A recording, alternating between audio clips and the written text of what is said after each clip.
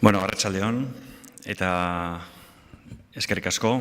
Lehenik eta behin Kristau Eskolaren izenean eskerrak eman eizkizueke. Euskaltzaindiaren 17. biltzar honetan esku hartzeko aukera eman diguzuelako.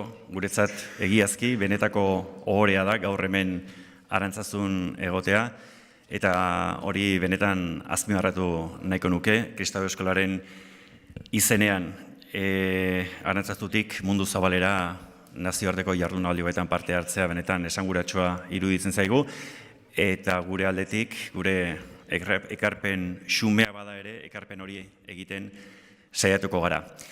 Hasteko tira, nazioarteko gaurko jardunaldi hauetan, Arantzazuko paraje zoragarri eta berezi honetan, orain dela 50 urte urratzen hasi zen bidean, Euskaltzaindiak bere gain hartutako lana eta ardura azpimarratu alde batetik eta balioetsi nahiko nituzke Kristau Eskolaren izenean.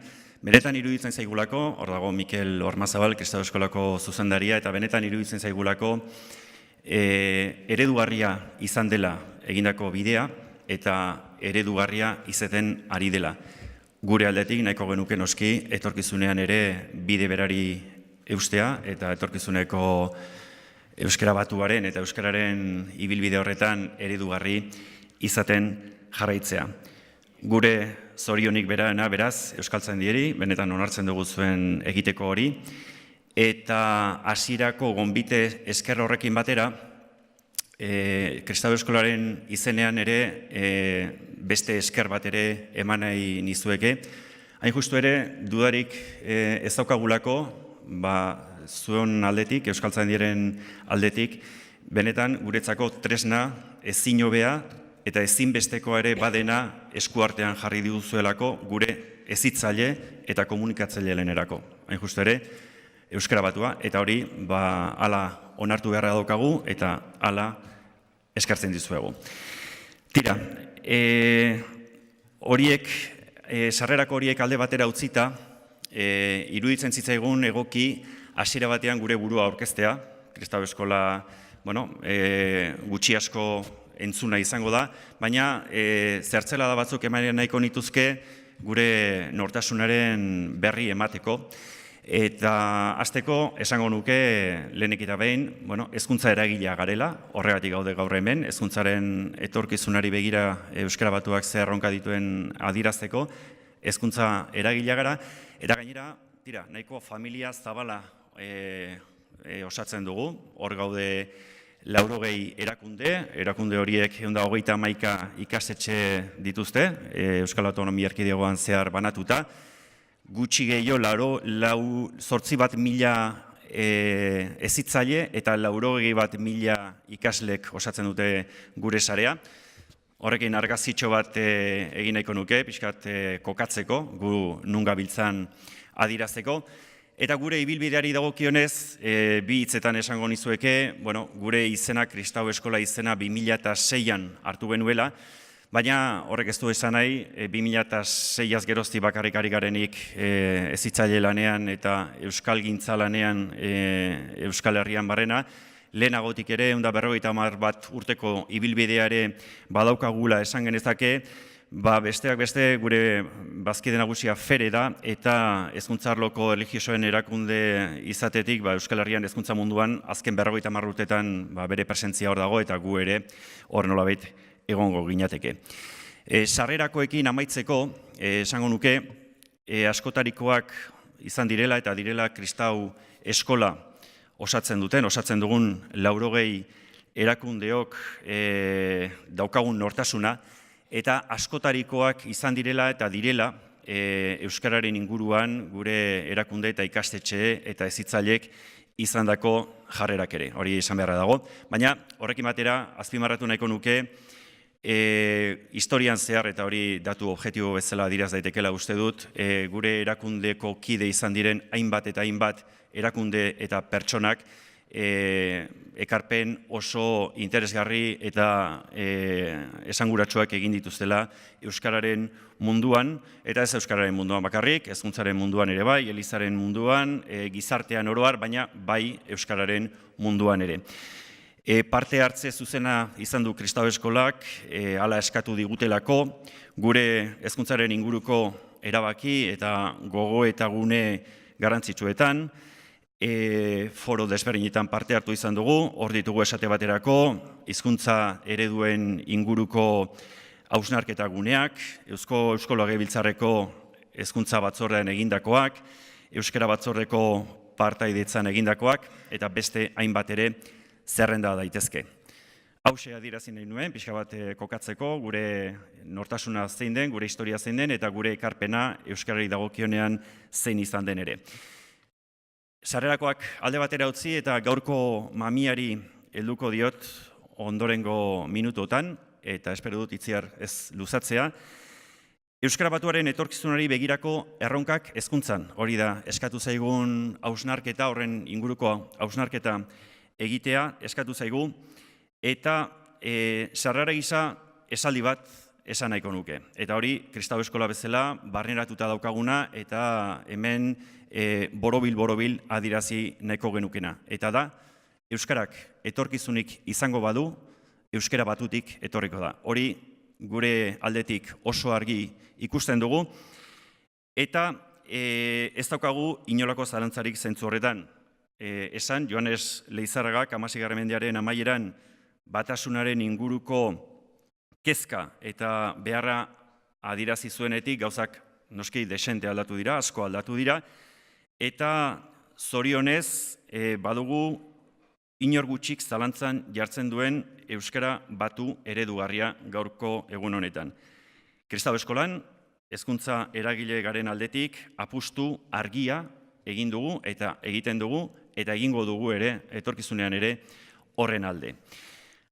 Apustu hori egoki gauzatu ahal izateko ala ere, argi ikusten dugu ezinbestekoa dela, eta gure errealitatera ja pasata, gure ikastetxetako errealitate soziolinguistikoaren irakurketa ahalik eta zuzenena eta zehatzena egitea. Eta zentzu horretan, esango nuke, badela ezaugarri bat, benetan, gure nortasunaren parte garrantzitsu bat adierazten duena. Eta hori, aniztasuna da. Aniztasuna gure ikastetxetako errealitate bat da. Eta labur esan da, eta denboran gehiegi ez luzatzeko, esango nizueke, gure sareko ikastetxeetan, bi multzo nagusi bereiz genitzakela aniztasun horren baitan. Alde batetik, eremu euskaldunetan errotuta dauden ikastetxeek osatzen duten multzoa izango genuke, eta bestetik euskararen presentzia eta indarra oso baxua den eremuetan errotuta dauden ikastetxeek osatzen duten multzoa. Bi errealitate hauek euskara batuaren etorkizuneko erronkak eta prozedurak planteatzerakoan irakurketa zein neurri desberdinak hartzera eraman gaituzte, garamatzate eta eramango gaituzte etorkizunean ere. Nola ezur mamitzen dira edo ezur mamitu beharko lirateke erronka eta prozedura horiek aurrez aipatutako ikastetxe multzo horietako bakoitzean? Eremu euskaldunetakoekin hasiko naiz, eta bertako eremu horretan, eremu euskaldunen errotutako ikastetxeetan gure ikasle gehienek ama hizkuntza euskara dutela esatetik abiatuko nintzateke, ongi menderatzen dute gure hizkuntza, eta ikuspegi baikorra dute gainera hizkuntzarekiko. Funtsean, ikasleek badute, eremu euskaldunetan kokatutako ikastetxetako ikasle horiek badute, gure Kristau Eskolaren hizkuntzarekiko gu indartzen saiatzen garen eta saiatzen ari garen ikuspegia. Ikuspegi hori ondorengo 5 puntutan laburbilduko nuke. Alde batetik, gure izatearen eta gure kulturaren bizkarrezurretako bat izatearena. Bigarrenik, beren nortasunaren parte garrantzitsu bat izatearena. Hirugarrenik, integraziorako eta elkarbizitzarako tresna izatearena. Laugarrenik, komunikatzeko tresna baliagarri eta egokia izatearena. Eta azkenik eta bosgarrenik, harremanetarako bide erakargarria izatearena. Horiek lirateke guk eremu hauetan kokatuta dauden ikastetxetako ikaslei helarazi nahi geniekena eta esaten izuen bezalaxe gehientsuenek jadanik barneratuta dituztenak. Finean, afektiboki lotura estua dute ikasle hauek euskararekiko eta praktikotasunaren aldetik ere komunikatzeko erabat baliagarria dela iristen diote, naiz eta erabilerari dagokionez une eta gune akademikoetan gorabehera garrantzitsuak izan herri batzuetatik eta ikastetxe batzuetatik bestetara. Eremu euskaldun hauetako ikasleek darabilten euskarari dagokionez, oso hedatua eta normalizatua dago euskara batuaren erabilera egoera akademiko formalean. Hori zalantzarik gabe eta PowerPointa pasatzea ahaztuta daukat. Aniztasunarena, hor ditugu bi multzoak, esaten nuen bezalaxe, hauek eremu euskaldunetako helburuak, eta esaten nuen bezalaxe, eremu euskaldunetako euskararen erabilerari dagokionez oso hedatua eta normalizatua dago euskara batuaren erabilera egoera akademiko formaletan, baina horiekin batera asko eta asko dira bai egoera komunikatibo formal zein informaletan tokian tokiko euskararen ezaugarriak erabiltzen dituztenak. Eta azken hauek dira gainera, gure ustetan, euskara gehien erabiltzen dutenak.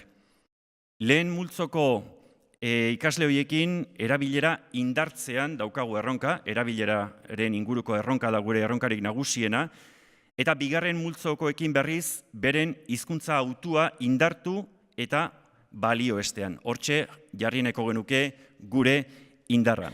Nola gauzatu hori? Gure ustetan bi giltzarri dira kontzeptuak. Hortxe ikusten genuen, alde batetik zorroztasuna eta bestetik zabaltasuna. Zer esan dugu zorroztasun eta zabaltasun kontzeptu hauekin? Zorroztasunari dagokionez, euskara batuaren inguruan maiz somatzen dira hainbat mamu usatzerakoan. Zer esan nahi dugu honekin? Askotan, euskara batuaren inguruko ikuspegi zurrun eta murriztaileak gure ikasleek darabilketen hizkerarekiko mezu ezkorrak helarazten dituela. Erabat absurdo eta kaltegarriak diren hizkuntz eredu bateragarrien arteko talkak eraginez. Ikuspegi murriztaile hori beraz erabat kaltegarritzat jotzen dugu, eta zentzu honetan bat gatoz Pello Salaburu euskaltzainak, Euskaltzaindiak 1994 urtean Leioan egin zuen 13. biltzarrean euskara batu soziologikoa kontzeptuarekin beronen bidez oso modu argian adierazten baitu aipatzen ari garen ideia hori. Hala nola, Euskaltzaindiak euskara batu formalari dagokionez egiazki eredu zabala eskaintzen duela, baina euskaldun hiztun askok ez jakintasunak jota edo beste arrazoiengatik eta lexikoaren arloan bereziki zabaltasun horren mugak izugarri estutu, zurrundu eta murriztu izan dituela eta murrizten dituela gaur egun ere. Eta hor, gure ikasleentzat hezitzaile eta eredugaren aldetik erronka handia daukagu. Eta bide batez aukera paregabea ere bai gure helburuak hobeto eskuratzeko. Bigarren kontzeptua, hor ikusten duzuen bezalaxe, zorroztasunarekin batera, zabaltasuna. Zabaltasuna aipatzean zer esan nahi dugu? Hezitzaileok gure lana ongi gauzatzeko giltzarrien artean, ikasleek gu gertuko sentitzea ezinbesteko baldintza dugu. Eta komunikatzaile ere bagaren aldetik, hizkuntzak eta hizkerak asko eta asko lagun diezaguke gertutasun hori lortzeko garaian. Hori horrela izanik, euskara batuaren egiazko zabaltasun hori baliatzeak mesede besterik eluke ekarriko gure idurikoz, bai ikaslekiko gertutasun hori lortzeko bidean, bai ikasleen hizkerari prestigioa ematerakoan, bai euskara batua sendotzean, bai eta euskararen erabilera normalizatzean ere. Adibide zehatzak jartzen hasita, ez dezagun boligrafo gorria atera, boligrafo gorria irakaskuntzan oso edatua dagoen tresna delako aipatzen dut, ikasleek berba, martitzen, barride edota jalgi bezalako hitz edo terminoak erabiltzen dituztenean, hitz, astearte, auzoko eta atera hitzengatik ordezkatzeko. Eta adieraz diezaiogun beren bereak izateaz gainera, Euskara Batuaren korpusaren parte ere badirela, eta erabil ditzagun geuk ere berekiko gerturatze prozesuan tresna baliagarri moduan. Ezaba ditzagun muga artifizialak eta zabaldu bide aberasgarriak. Hori eremu euskaldunetako ikastetxei dagokienez, eremu erdaldunetako ikastetxei dagokienez zer esan. Horietan, bada Euskararen eta Euskara Batuaren erronkei heltzerakoan oso kontutan hartu beharreko faktore bat. Hala nola, ikasle gehienek gaztelania dutela ama hizkuntza eta ikastetxea dela Euskara ikasteko eta euskaraz hitz egin eta bizitzeko ikasle asko eta askoren baliabide eta aukera bakarra. Hori horrela izanik, hizkuntzarekiko gure helburu nagusiak honela laburbilduko genituzke. 5 puntu ditugu, diapositiba pasako dut, hizkuntza ongi erakuste alde batetik eta euskaraz arrazorik gabe eta egoki komunikatzeko gai izan daitezela lortzea, hizkuntza ezagutu eta barneratzearekin batera maitatzea, euskal gizartean bete-betean integratu eta elkarbizitza ahalbidetuko dien tresna gisa aurkeztea, kulturalki aberastuko dituen bitarteko gisa baloratzea, eta komunikatzeko baliagarri eta erakargarri den tresna moderno gisa aurkeztea. Hauxe izango litzateke gure aldetik ikasle hauekin izango genuken erronka sorta. Euskara Batua izango da, ikasle hauek ikasi eta erabiliko duten hizkera, eta aurreko helburuak bete ahal izateko itxura batean kontra jarriak diruditen bi kontzeptu iruditzen zaizkigu giltzarri aurrekoen antzekoak, baina desberdinak. Alde batetik, zorroztasuna. Zorroztasuna irakasleon gure ikasleekiko eskakizun mailan. Ikasle horiek berek ahalik eta hizkuntz gaitasunik onena eskura dezaten, aurrez genioen bezala, hizkuntza ongi menderatzea ezinbestekoa baita modu normalizatu batean erabili ahal izateko, hori argi daukagu, eta bestetik malgutasuna. Ikasle bakoitzaren eta familia bakoitzaren egoera ulertzerakoan, kasu askotan ezintasunen bat izan edota egoera zailetan bizi baitira eta zalantzarik gabe hizkuntzaren ikaste prozesuan beren erritmo pertsonalizatua eduki beharra daukate. Zentzu honetan, ikastetxeok bitarteko eskasia handia daukagu egoera hauei behar bezala aurre egiteko eta aukera hau baliatu nahiko nuke gure gizartearentzat hain garrantzitsua den zeregin honetarako administrazioaren aldetik bitarteko egokiak eskuragarri izan ditzagun. Eta malgutasun, zabaltasun, hizkuntzaren erabileraren inguruko zenbait arlotan ere, malgutasuna eta zabaltasun ere bai, bereziki lexikoari dagozkionetan. Ez ditzagun erdaratatik gertuago dauden, baina Euskara Batuaren korpusa osatzen duten hitzen erabilerak gaitzetsi. Esate baterako, ziklista, huelga, huelta, disertazio, ustez euskarazkoagoak diren hitzengatik, txerrindulari, greba, itzuli, hitzaldi, horrengatik ordezkatuz. Finean, balia ditzagun zubi linguistikoak, zubi psikologiko zein afektiboak eraikitzeko. Hori izango baita gure helburuen lorpenerako gako nagusietako bat. Amaitzera noa, erronka handiak dira, zalantzarik gabe, Euskara Batuak etorkizunari begira dituenak. Hezkuntza eragiloi dagokionez, nagusiki gure ikasleei erabilgarri, erakargarri eta modernoa den Euskara Batua helaraztea da gure erronka nagusia. 21. mendeko behar komunikatiboei egoki erantzuteko gai den Euskara Batua helaraztea. Erronka horiek behar bezala hezur mamitzeko ezinbestekoa izango da hala ere, Euskal gizarteko erakunde publiko zein pribatu guztien bultzada eta implikazioa. Bai eta arlo desberdinetan dihardugun profesionalona ere. Kazetari, mediku, idazle, politikari, enpresari, itzultzaile, youtuber, musikari, kirolari, zinegile, aktore, irakasle eta abarrena. Hizkuntza arloan eta hezkuntza arloan lanean ari garenok, jabetzen gara, ongi jabetu ere gure mugez, baina oso barneratuta daukagu era berean gure ardura maila. Hori horrela izanik, berretsi egin nahiko nuke Kristau Eskolak euskal gizartearekiko, euskararekiko eta euskarabetuarekiko duen konpromezua eta adierazi amaitzeko bide horretan irmo eta itxaropentsu jarraituko dugula lanean. Eskerrik asko, besterik ez.